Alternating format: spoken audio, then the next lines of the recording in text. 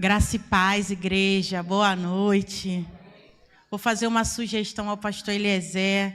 Precisamos de lenços de papel nos bancos. Urgentemente, gente. Não tem um dia que eu chego aqui que eu não choro. Que não me emociono, que eu não fico constrangida com a glória do Senhor. Às vezes eu fico procurando alguma coisa para limpar o rosto, mas, pastor, fica aí minha sugestão. Porque esses dias têm sido dias de grandes emoções, de fortes emoções aqui.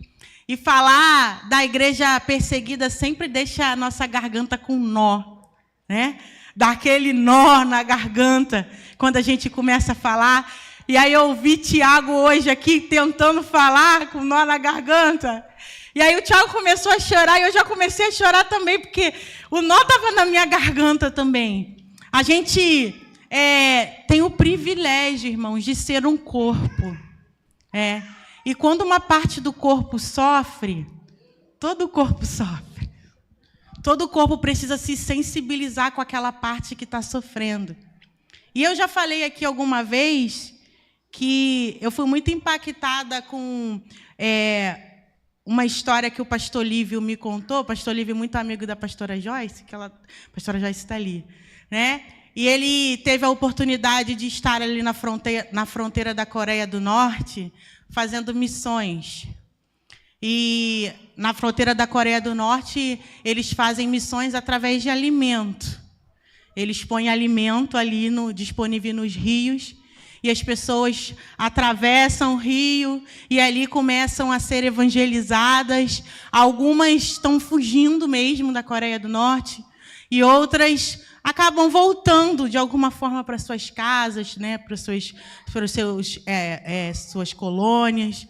E o pastor Lívio falava com os olhos cheios d'água que quando ele chegou lá, ele ficou muito impactado com tudo que ele viu, com aquele trabalho missionário maravilhoso, mas que lá se contava a história de algo que tinha acontecido num outro núcleo missionário, que não era mais aquele, de uma família que tinha sido descoberta, infelizmente descoberta, ali com o trabalho missionário. E essa família foi pega de surpresa, e quando os norte-coreanos chegaram lá, penduraram essa família de cabeça para baixo, os filhos, a esposa, o marido. E aquelas crianças começaram a chorar. E o pastor Lívio disse que o pai disse para aquelas crianças: não se preocupem, porque hoje jantaremos com Cristo.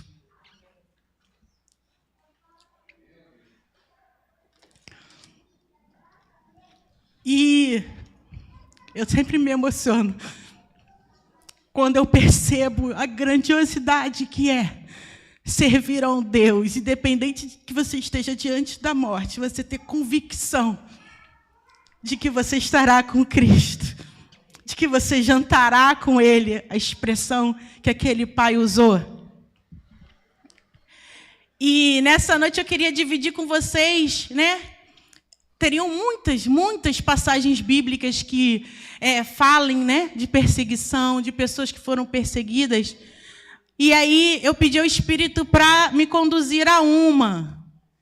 E como essa uma é muito grande, eu vou ter que pegar versículos menores, porque ela ocupa quase um capítulo todo. E eu vou pegar o final desse capítulo e 3 versículos do capítulo 8. Está lá em Atos, capítulo 7, a partir do versículo 54. E a gente vai ler até o 8, versículo 3. Todo mundo já conhece bem a história desse mártir, que se chama Estevão. E eu queria dividir essa noite com vocês. Mas antes de eu começar a dividir a partir do capítulo 7, versículo 54, eu queria falar sobre o depoimento da Anjali, cristã que mora em Manipur, na Índia.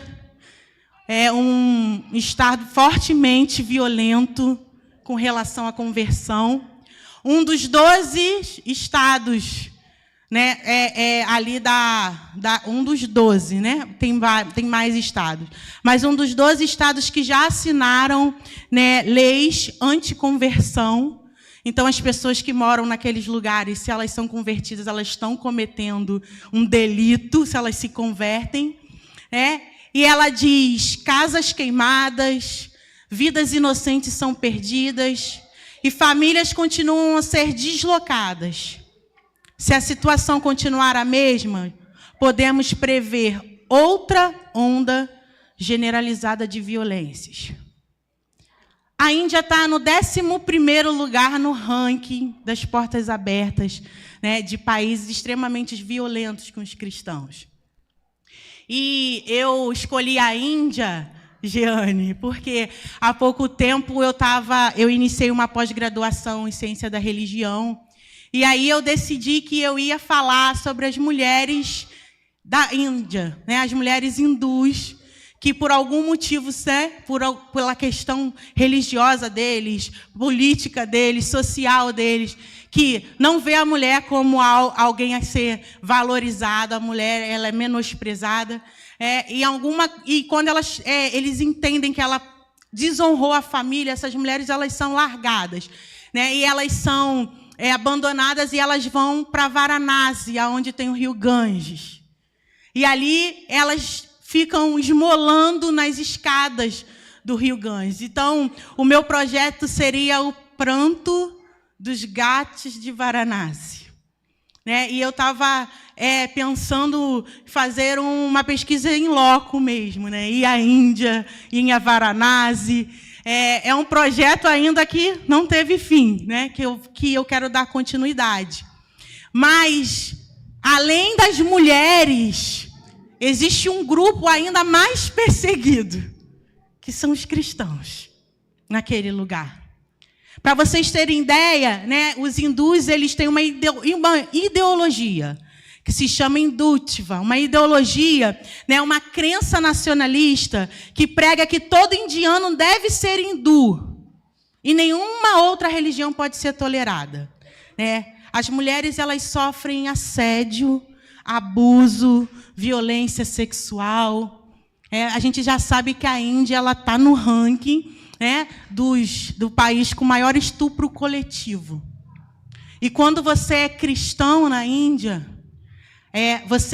essa ameaça triplica, principalmente para a família do pastor, porque a Índia eles têm uma questão muito de honra, né? Uma questão o indiano, a honra para ele tem um peso máximo. Então, como é que ele fere a honra? Eu vou violentar aquela família sexualmente, porque ela vai ser desonrada. E ninguém mais vai querer, né, estar com aquela família.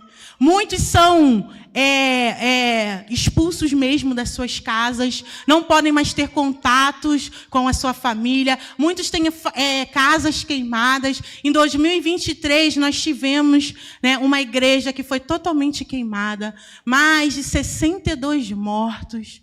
Né? Por quê? Resolveram professar a fé em Cristo. Mas isso não é uma história de agora. Isso já é algo que a gente consegue partilhar e ver desde muito tempo, porque a palavra está aqui para nos dizer isso. Então, lá em Atos, capítulo 7, versículo 54, a palavra de Deus ela está, né, ali dando continuidade ao momento em que Estevão, ele é um diácono ali separado para ajudar os discípulos. É um homem temente a Deus, um homem cheio do Espírito, um homem com ousadia, um homem com intrepidez. E esse homem, ele não tem vergonha, ele não tem medo de falar aquilo que o Espírito pede para ele falar. Ele prega com ousadia, mas ele prega aquilo que aquelas pessoas não queriam ouvir. Ele fala daquilo que incomoda. Ele toca na ferida. E aí, né, a gente sabe que o sinédrio daquela época começa a se incomodar com Estevão. Porque Estevão, ele ia lá e ele falava o que era preciso falar. E aí eles forjam, né, ali algo para que Estevão seja preso. Eles subornam pessoas para dizer que Estevão está falando heresias contra Deus, contra a lei de Moisés. Então Estevão ele vai preso. E a gente pode ver isso em todo o capítulo 7. Ele vai ali preso e vai ser levado diante ao sinédrio para ser julgado. E aí ele fala, né, sobre toda a história, né, do cristianismo. Ele fala sobre como o plano, né, foi o plano de Deus. Ele começa lá de Abraão e vai falando e vem falando, para no final ele dizer: vocês não entenderam nada. Vocês não entenderam nada. Vocês estão fazendo hoje o que os seus pais fizeram antigamente. Vocês negam a Deus. Vocês negam a história de Deus. Vocês negam o plano de Deus, falando como se vocês estivessem fazendo o correto. E aí a gente começa o versículo que a gente está aqui, né? Ele diz, né, que eles eram homens teimosos e incircuncisos de coração. Eles resistiam ao Espírito Santo. E aí no versículo 54 a palavra vai dizer: ao ouvirem isto, ficaram com o coração cheio de raiva e rangiam os dentes contra ele. Mas Estevão, cheio do Espírito Santo, fitou os olhos no céu e viu a glória de Deus e Jesus que estava à direita de Deus. Então disse: eis que vejo os céus abertos e o Filho do Homem em pé à direita de Deus. Eles, porém, gritando bem alto, taparam os ouvidos e unânimes avançaram contra ele. E expulsando-os da cidade, o apedrejaram. As testemunhas deixaram as capas deles aos pés de um jovem chamado Saulo. E enquanto o apedrejavam, Estevão orava, dizendo: Senhor Jesus, recebe o meu espírito. Então, ajoelhando-se, gritou bem alto: Senhor, não os condenes por causa deste pecado. E depois que ele disse isso, morreu. E Saulo consentia na morte de Estevão. Naquele dia, teve início uma grande perseguição contra a igreja em Jerusalém. Todos, exceto os apóstolos, foram dispersos pelas regiões da Judéia e de Samaria. Alguns homens piedosos sepultaram Estevão e fizeram grande lamentação por ele. Saulo, porém, queria destruir a igreja. Indo de casa em casa, arrastava homens e mulheres, lançando-os na prisão. Aqui a gente vê alguém que pregava a verdade, alguém que teve um encontro verdadeiro com Jesus, e agora ele fala. E eu queria te lembrar que a igreja, ela foi tirada do mundo, né? No momento que você aceita, que você nasce de novo, você é tirado do mundo, mas você é recolocado no mundo agora, né? De maneira a ser luz para esse mundo. Então você vai ser odiado pelo mundo. Tertuliano disse: o sangue dos mártires é a semente dos cristãos. E aí a gente vê Estevão sendo acusado de algo que ele não fez, sendo condenado por algo que ele não fez, e sendo morto por um único motivo: ele cria em Jesus. E a palavra de Deus diz que ele fez todo um discurso, né? E esse discurso, ele não foi ouvido por os que estavam ali. Porque é assim o mundo, né? A gente fala de Jesus e as pessoas se incomodam. Já percebeu? Você pode falar de todos os assuntos. Quando você começa a falar de Jesus, as pessoas começam a ficar incomodadas.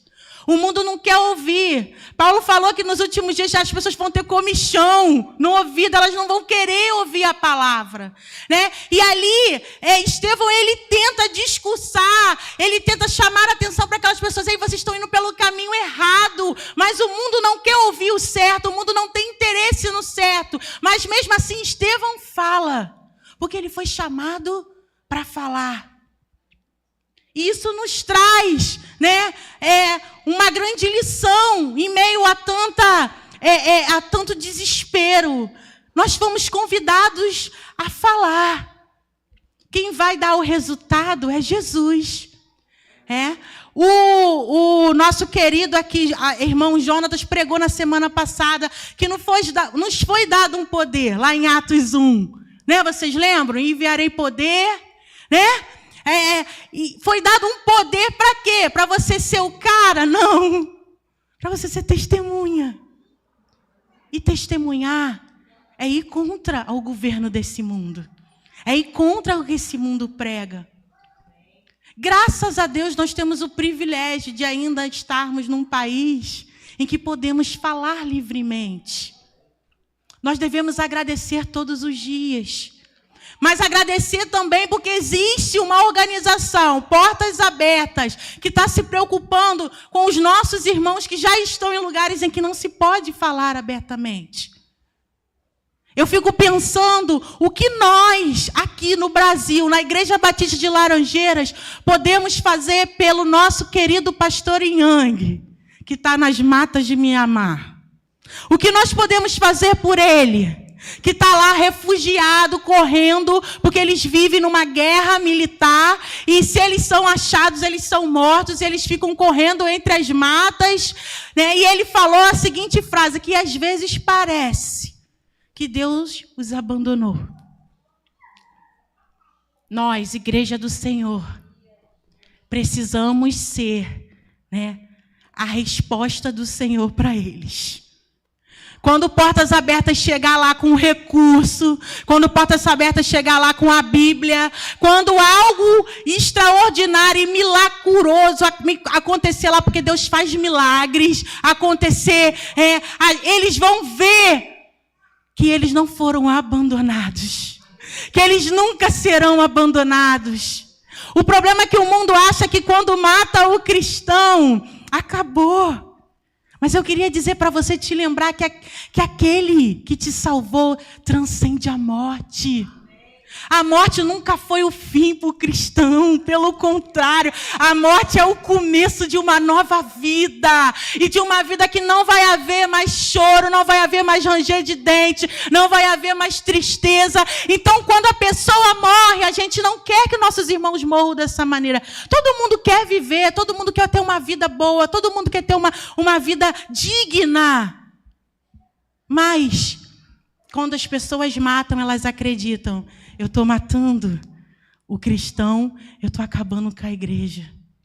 Eu vou dizer para você nessa noite, a igreja é indestrutível. Você faz parte do organismo vivo indestrutível.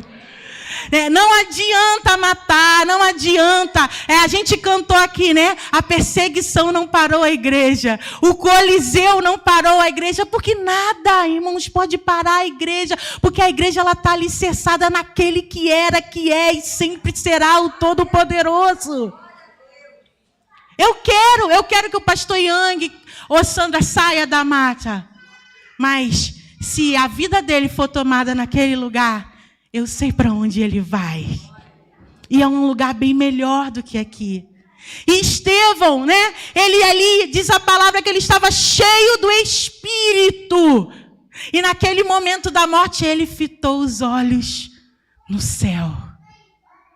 Eu queria te convidar, Igreja Batista de Laranjeiras, a ser a mão de Deus na vida dessas pessoas, para que elas não vejam a circunstância, mas que elas consigam olhar para o céu e dizer: o Senhor tem cuidado, o Senhor tem visto a gente, nós não estamos sozinhos aqui, o Senhor tem olhado e cuidado de cada um de nós. Estevão fitou os olhos no céu e viu a glória de Deus. Ele viu a glória de Deus e ele viu Jesus, que estava à direita de Deus. E aí eu fico pensando, irmãos, ele estava ali perto de morrer numa situação que nem eu nem você gostaríamos de estar. Mas naquele momento, ele viu Jesus de pé para receber o sacrifício dele. Você já imaginou o que é Jesus te receber de pé? A palavra de Deus que diz, né, que o Filho do Homem estava em pé à direita de Deus. Eu imagino ali naquele momento, aquele homem começou a ser apedrejado, e ele só olhava para o Filho de Deus em pé. Ele sabia exatamente para onde ele estava indo. Nós devemos saber exatamente para onde nós estamos indo. Eu vou dizer para você, podem tirar tudo de você, até sua vida, mas não vão tirar de você aquele grande dia em que você vai encontrar o seu Deus de pé, aguardando você. A palavra de Deus diz que ele vê os céus abertos e o Filho do Homem em pé, enquanto aquele povo grita, enquanto aquele povo tapa o ouvido. Porque, irmãos, deve ser difícil apedrejar alguém, né?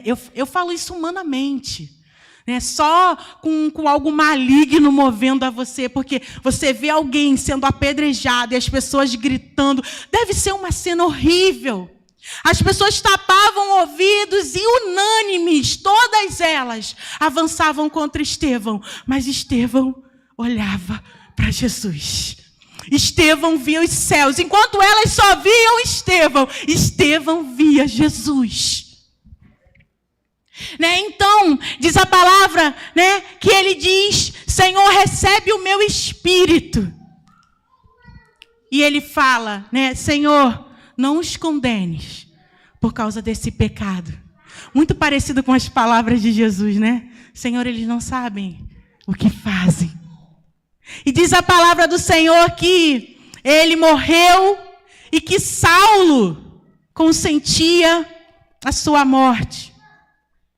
Mateus 5,10 vai dizer, bem-aventurados os perseguidos por causa da justiça, porque deles é o reino dos céus. Tenha certeza que cada um desses aqui, se perderem a sua vida, deles é o reino dos céus. Deles é o reino dos céus. Né? Atos 14, 22 vai dizer, fortalecendo o ânimo dos discípulos, exortando-os a permanecerem firmes na fé, e mostrando que através de muitas tribulações nos importa entrar no reino de Deus. Nunca foi fácil, né? Não vai ser sem tribulação, não vai ser sem luta. E quando eu vejo a experiência que Estevão teve no momento que ele estava sendo morto por causa de Jesus, aí eu entendo que é muito além da gente, que transcende a nossa humanidade, que transcende aquilo que a gente entende. Todos nós aqui cuidamos da nossa vida, queremos viver muito tempo, mas o que eu queria falar para você é o seguinte, não há pecado nenhum nisso, se você querer viver, e você querer ver seus filhos crescerem, seus netos chegarem. Mas se esse não for o plano do Senhor, o importante é você saber que a sua eternidade já foi mudada no momento que você aceitou Jesus. Cada um dos nossos irmãos forçados a fugir já tiveram a eternidade deles mudada. Eles sabem para onde eles vão. E a palavra me chama a atenção, né, que o final, né, da morte de Estevão fala desse Saulo que perseguia e que consentia a morte. Esse mesmo homem, né, que arrastava as pessoas de casa e jogava homens e mulheres na prisão. Muitos desses homens e dessas mulheres morriam só porque eles proferiam. E de repente Deus pega este homem num ato de milagre, de poder, e marca um encontro com ele no caminho de Damasco. Deus para aquele homem que era perseguidor e transforma ele em perseguido. Deus muda completamente, dá um giro de 360 na vida de Paulo. Agora ele não é mais o Saulo que arrastava as pessoas de dentro de casa. Ele não é mais o Saulo que consentiu, que se alegrou com a morte do Estevão. Agora ele vai ser aquele que vai ser perseguido. Porque ele vai proferir o reino, porque ele vai contar a boa nova. E no caminho de Damasco, o Senhor marca esse encontro. E Saulo agora é um homem restaurado. Tudo bem? Acabou assim? Não. Esse Saulo, ele foi perseguido em Damasco. Ele foi rejeitado em Jerusalém. Ele foi esquecido em Tarso. Ele foi apedrejado em Listra. Ele foi açoitado em Filipos. Ele foi escorraçado da Tessalônica e da Bereia. Ele foi chamado de impostor em Corinto. Ele enfrentou feras em Éfeso. Ele foi preso em Jerusalém. Ele foi acusado na Cesareia. Ele enfrentou um naufrágio indo para Roma. Ele foi picado por uma cobra em Malta. Ele foi preso e algemado em Roma. E é esse Paulo que diz para a gente, tudo isso que aconteceu tem contribuído para o progresso do Evangelho. Eu queria dizer para vocês que as circunstâncias dos nossos irmãos são horríveis, mas a igreja ela está aqui para orar, a igreja está aqui para clamar. Mas eu também queria dizer para vocês o seguinte, o plano do homem não para a igreja. O plano do homem não impede a igreja de crescer. O pastor Yang está no meio da mata, mas até lá ele está fazendo discípulos de Jesus. Os indianos estão tendo as casas incendiadas, mas quando eles saem das casas, eles migram para outros lugares, eles pregam Jesus. Aqui, após a morte de Estevão, a igreja ela inicia no primeiro século uma grande perseguição, e essa perseguição não faz a igreja diminuir, essa perseguição faz a igreja crescer, porque agora não é mais em Jerusalém, não é mais na Judeia, não é mais em Samaria, é até os confins da terra. Eu queria pedir a nossa irmã ali para colocar Filipenses, capítulo 1, versículos 19 a 21. E eu queria convidar você a ler comigo. Filipenses, capítulo 1, versículos 19 a 21.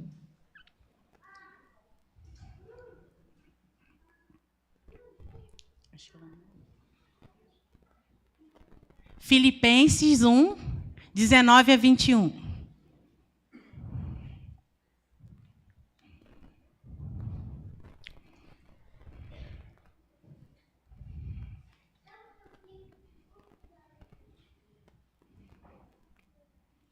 Vamos ler.